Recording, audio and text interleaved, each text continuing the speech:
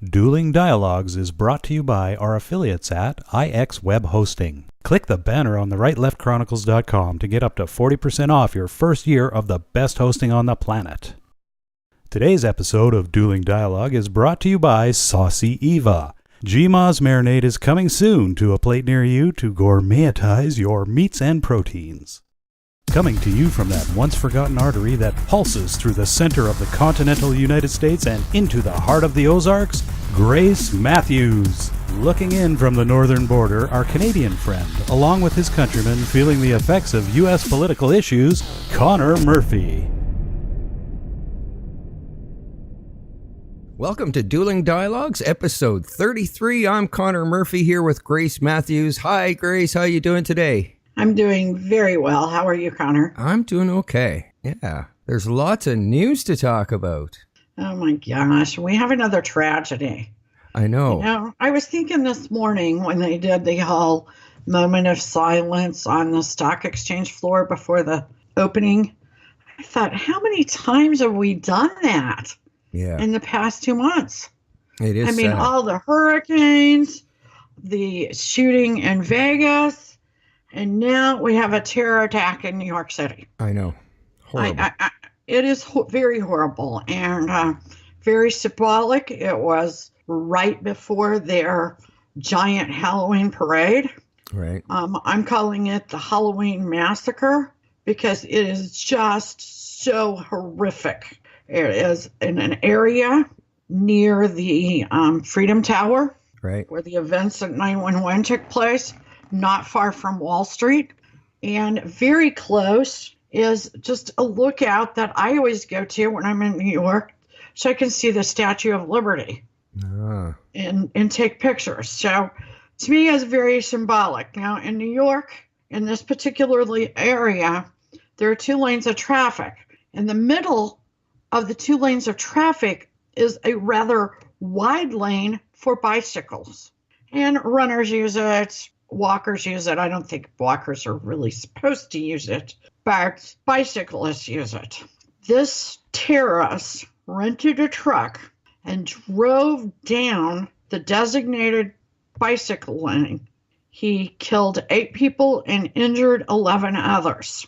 After he killed the people, these innocent people, he shouted, Allah Akbar. Right. Lovely. Yeah. Soon after, a sharpshooting cop shot him down. Strategically, he left the idiot alive and denied him his entry into heaven with 72 Vestal virgins. And you know, that made me really damn happy that cop didn't shoot to kill this time. He left him alive.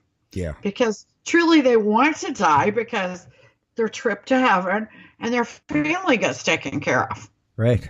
It just makes me ill.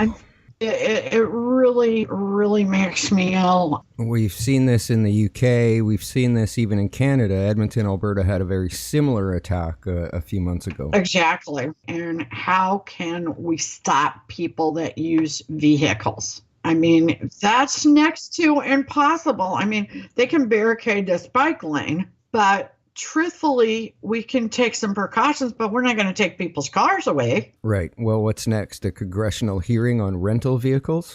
I mean, exactly. We got the Russia ads thing going on, which we'll talk about tomorrow. Yes.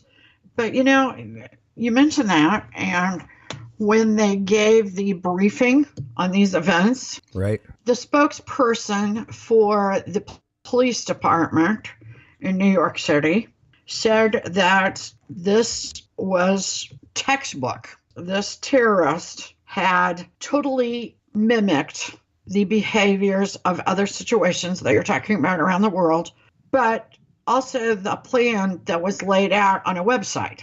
Well, the police department, of course, monitors these websites also, and had went 3 different times to rental car places, particularly ones that rent trucks like U-Haul, and this one was from Home Depot, and discussed with them the importance of letting the police know when someone rents it that doesn't seem right. And what criteria did they use for doesn't seem right?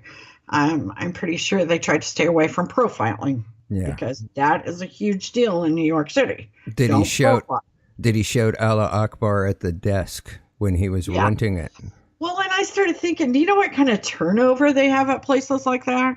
Yeah. I mean, you would have to go out there once a month to make sure that whoever's working the desk actually knows what the heck you're talking about.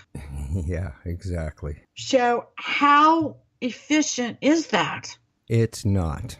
Right. I mean, and plus, they're like everybody else. You're afraid to profile. Right. So you don't get crucified on social media for profiling somebody. Exactly. Those killers in California, the San Bernardino, people believed that there was a problem. And every one of them claimed they did not turn them in because they did not want to be perceived as racist. Right. So it is a very, very difficult situation. This particular terrorist had been in the New York City area with his wife and 2 or 3 children, I've heard both accounts, for only 3 months. He had been living in Tampa. Now, did he come to New York to particularly pull off a terrorist event? I mean, who knows? We don't know. But he was only 29 years old. I guess he is only 29 years old. I'm so used to them being killed. Yeah. I keep talking about him in the past. Yeah. He is alive. Pardon me. But one thing that is raising a lot of hoopla is that he was here in the United States on a diversity visa. He was allowed to enter in 2010 after he won the lottery. The green card lottery. And that's exactly what it is. Wow. He was given a permanent green card in 2010. This was a law that was put into place. I've heard a couple of different things, like Chuck Schumer was the one that introduced the bill, and that George W. Bush is the one that ultimately signed the bill. It was designed to be more fair to countries that we don't get a lot of immigrants from. He was from Uzbekistan. So apparently Uzbekistan is someplace that we generally have not received a lot of immigrants from. Yeah. Still, that's just a bizarre program. It is a bizarre program. And this diversity program has long been a sore subject with President Trump. And he has often pointed out that the lottery gives one person a green card. And that's bad enough. But then they can bring unlimited family members. Right. Not only that, they can have a chain migration where they can sponsor people from their country. So when you let one in on a lottery green card, you're letting in their aunts, their uncles, their children, and obviously their children and a spouse, but parents, cousins. I mean, you'd be surprised how wide it is. And then they can sponsor other people that they might not be related to. Right. So one lottery green card can mean literally 1,000 other people. Right. Because once they get here, they can do the same. Pretty soon you've got an ISIS little group going on very and they quickly. Tend to come here and gather in a particular area. Now, one thing that is terribly bothersome is that they don't have to have a skill. They only have to have graduated from high school and worked a job for 2 years. I think this particular man had not had an easy time holding down a job. Now, he was a truck driver for a while and an Uber driver, but it sounds like working was kind of a off and on kind of experience. Trump has suggested that people that come to the United States should strengthen the United States. Yeah, and I get that. In some way. And I get that too. I think that is totally important. My son and I have discussed this a lot in relation to a couple of people we know that really have a lot to contribute. But sometimes getting them a green card or a visa is very difficult because the system is so bogged down with potential people that either have nothing to offer or are terrorists. Right. And that is something we need to halt. Now, something else I must bring up is the news conferences. You know, the vote for mayor in New York City will come up next Tuesday. Bill de Blasio is, of course, on the ballot and is expected to win. Now, politicians and many others are just absolutely horrified by another term with Bill de Blasio. Nevertheless, him and Andrew Cuomo, the governor, are very progressive left-wing politicians. Okay. They claimed this morning that the last thing they wanted to see or hear was anybody that politicized this terror attack. And of course, what was the next thing they did? They politicized it. But Andrew Cuomo brought up something that I thought was so ridiculous that I can't help it. I got to tell. He said that it was not the terrorist's intention to kill anyone. Okay. I kid you not. It was to disrupt our lives and bring chaos. And so how we fight back is to just go on about our business. You know, for example, they went ahead and had the Halloween parade last night in New York City. And I agree with that part. But to say this guy did not want to kill anybody is BS. Yeah, no kidding. He didn't want to hurt anyone. And de Blasio is standing behind Cuomo, shaking his head yes. Unbelievable. Unbelievable is right. It's so ridiculous. It is. That's like saying he's a suspect. And if that's not politicizing, then what is politicizing? Right. Yeah. So, bless everyone that experienced any part of this tragedy, because actually witnessing it will never go away for those that did. 6 of the dead were from other countries. Wow. They were tourists. You know, that's just kind of a strange component to this tragedy. 2 of them are Americans. They have, I believe they have or are going to release the names soon. The 11 injured are expected to live. The terrorist himself is expected to live. He is in the hospital. Yeah, until he goes to court and gets his sentence. Yeah, exactly. But I do hope that they can get lots of intelligence out of him. Hopefully he doesn't lawyer up too quickly, but or lack of intelligence. Yeah, that's true. But we do have some other news. Okay. The whole Russian thing still lingers, the Russian collusion. And now it lingers on both sides of the aisle, Republican and Democrat. We talked about that the other day. Right. Now, a really interesting thing happened. Now, Tucker Carlson's show Friday night, actually Thursday and Friday night, he discussed the Podestas and how Paul Manafort had worked for Tony Podesta's lobbying group from Chicago. Okay? Yeah. Sometime between Tucker Carlson's show on Friday night and his show on Monday night, he received a cease and desist order, or a threat. This is kind of weird. A threat of a potential cease and desist order from Tony Podesta, or Tony Podesta's attorneys. This was a complaint that Tucker Carlson was defaming him or defaming the company, perhaps even defaming John Podesta. Anyway, at the same time, I think he forgot to tell the attorney not to send it, okay? That's what is really unique about this story to me. At the same time, he stepped down from the company, bearing his family name, as Mueller and the special counsel investigation is closing in on him. So how could Tucker have been defaming him? I mean, that's kind of an admission of guilt or truth. Yeah, no doubt. So he stepped down. And another interesting part of that is, though, reportedly, this is a tactic often used by the Podesta brothers in the past to send the threat of a cease and desist order to a media conglomeration that might be, talking about them in some way that isn't beneficial to their cause. Wow. Unreal. Yeah. Great. Isn't it wonderful to be a journalist?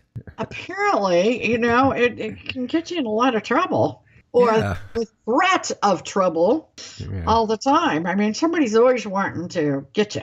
Yeah. It's not very popular these days, is it? Well, yeah, and you kind of got to learn to not pay attention to some of it, but some of it you need to pay attention. It's very hard.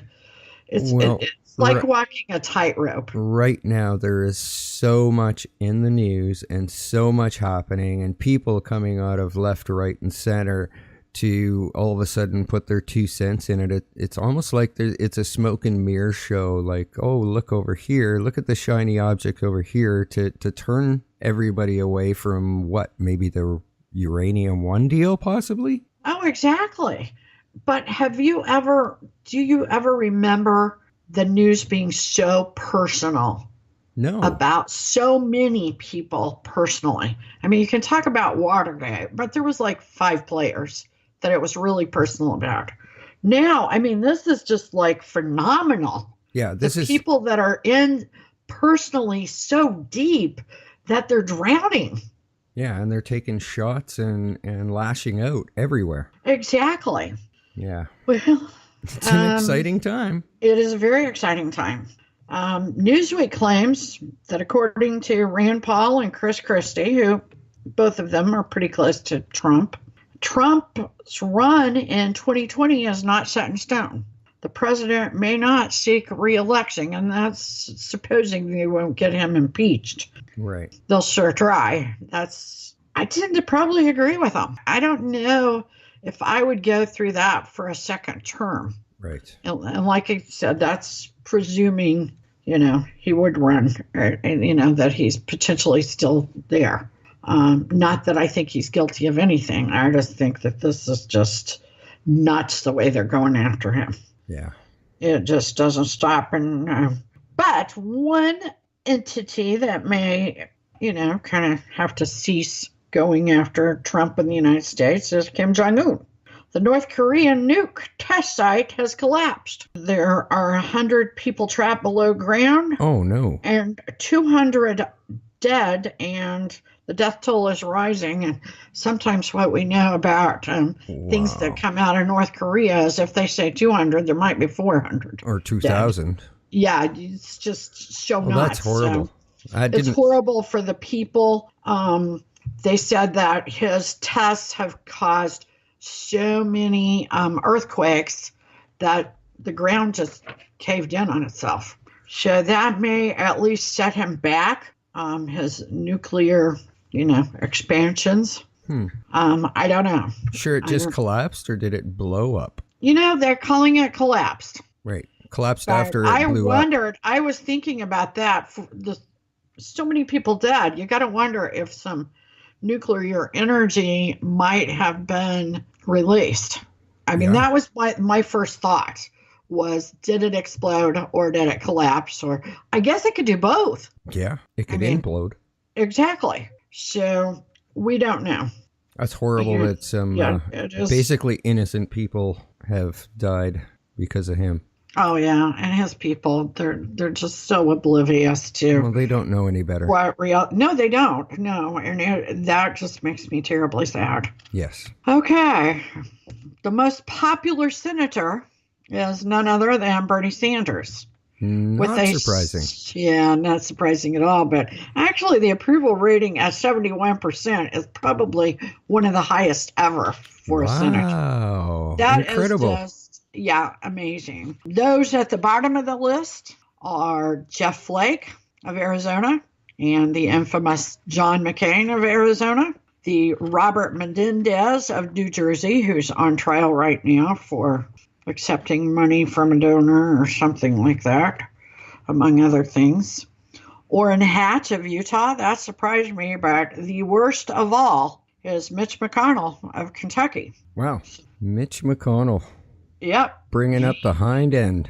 Oh, yeah. Bringing up the hind end is exactly right.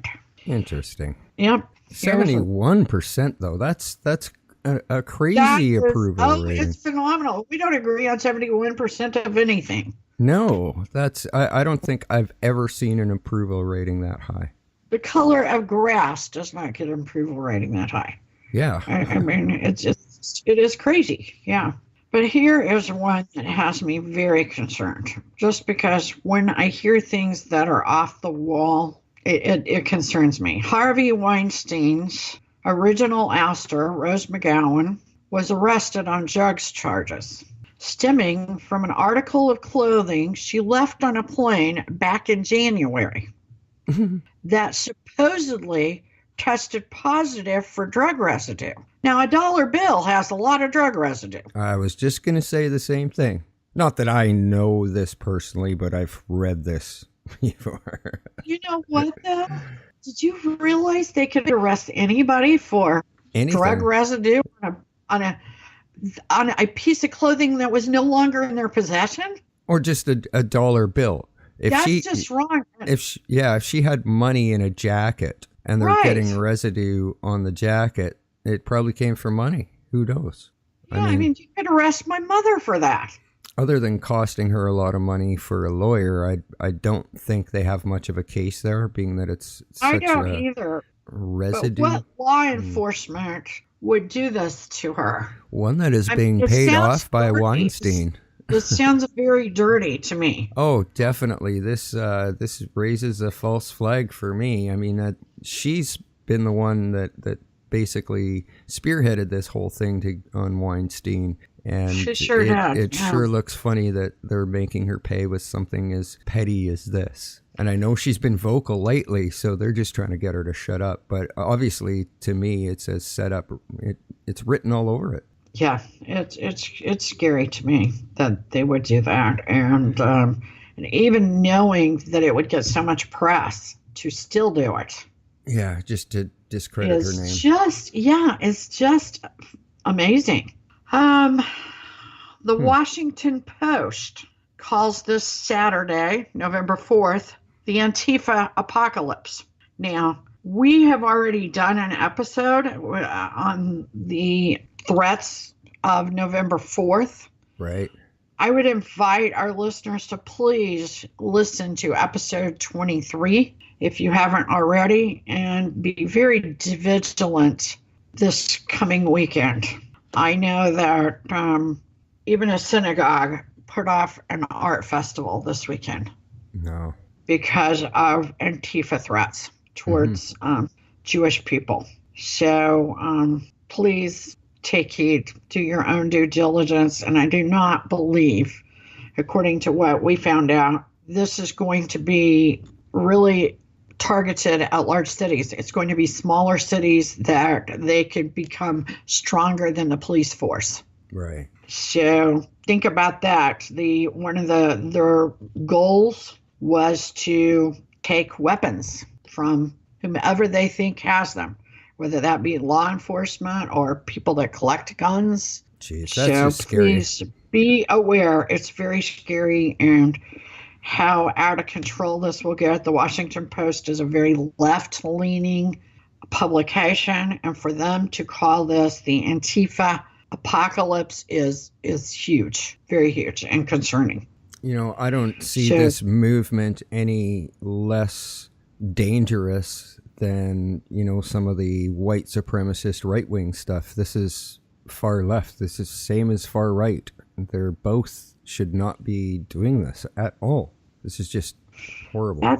That's right. A writer a couple of weeks ago that normally writes for the New York Post wrote an article for one of the Jewish publications, and she laid out a strong case for the fact that left-wing organizations have become much more anti-Semitic than right-wing extremists, neo-Nazis, and nationalists had actually injured more Jews than the far right neo-Nazis. Now, she was not endorsing far right groups. Neither would we. She's just it's all wrong. Drawing attention to it.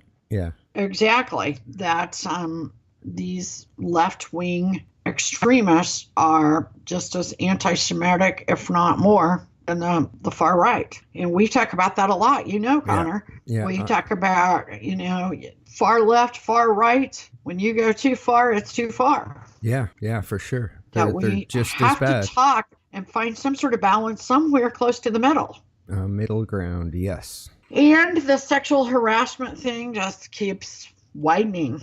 Oh, lovely. Yeah.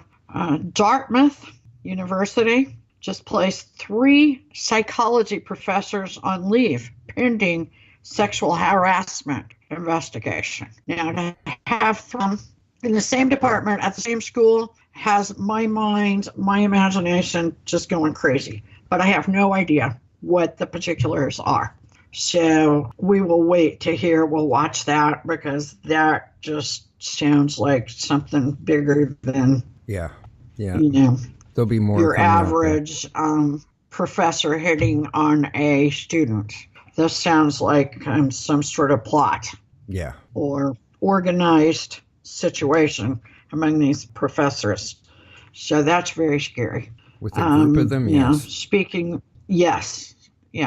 Speaking of scary and psychiatric, I think our friends in the UK, Great Britain, have gone nuts this week. Oh? The UK wants to provide ISIS members with free housing. I guess it is their belief that this will curtail or abolish deep-seated extremist views and terrorism.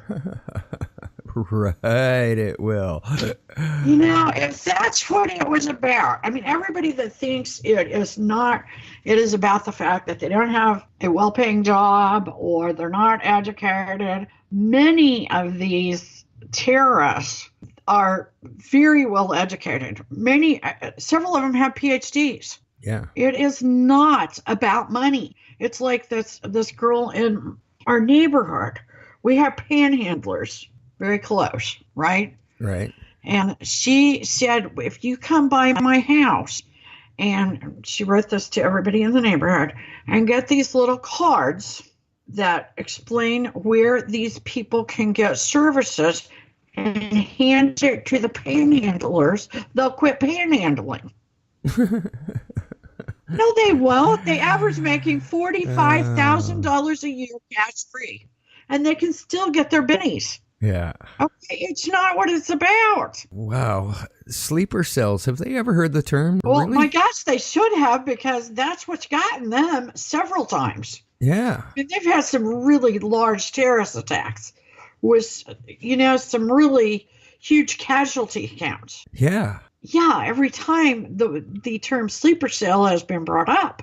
So what kind of amnesia do they have? Or what have they been smoking? I don't know. Because this is a dream. If this would solve terrorism, oh my God. It's just even hard for it to come out of my mouth.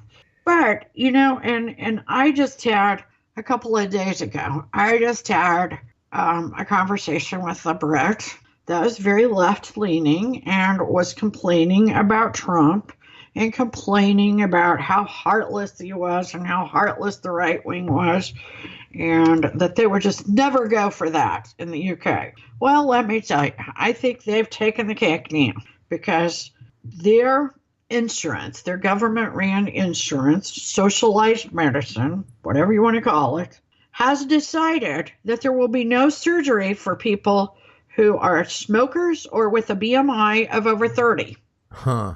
And, wow. They do have a program for which you can quit smoking, and after 8 months, you might get your surgery, and you can bring your BMI down to 25 or something, and you would get your surgery. However, had you began with a BMI of 28 or 29, you would have gotten your surgery. So, that's kind of nuts. But how judgmental. And, it's like I was telling you, there's guys at the gym that work out and have a lot of muscle mass. The way we measure BMI is not very accurate.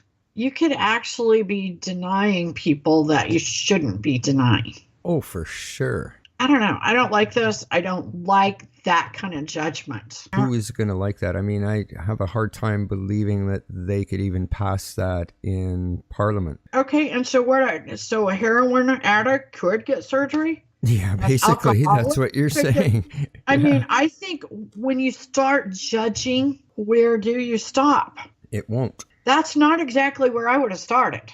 Okay? Yeah. I would have said pedophiles, no surgery. Yes. Criminals, rapists, no surgery. Yeah, no surgery. I would have started someplace else to save a buck or two. Yeah, no kidding. Okay, so it takes a smoker or a heavy person longer to heal. Okay? I just think that that's very judgmental. Now, I'm not an expert on this, but are there people that have hormonal issues? I guess. And yeah, you know, I mean, really, I just think that that's very judgmental.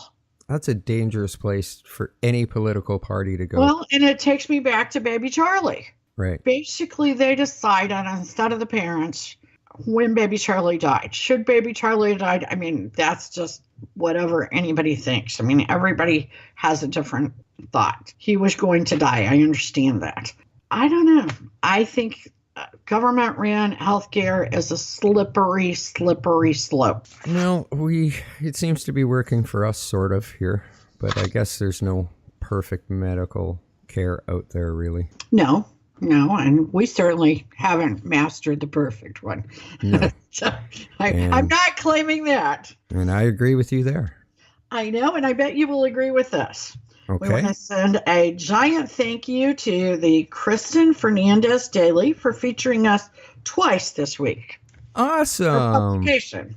So we really, really appreciate that. And I know we agree on that. Yes, we do agree. And we don't always agree, but life's a journey and we're all in this together. Remember, do not become a victim.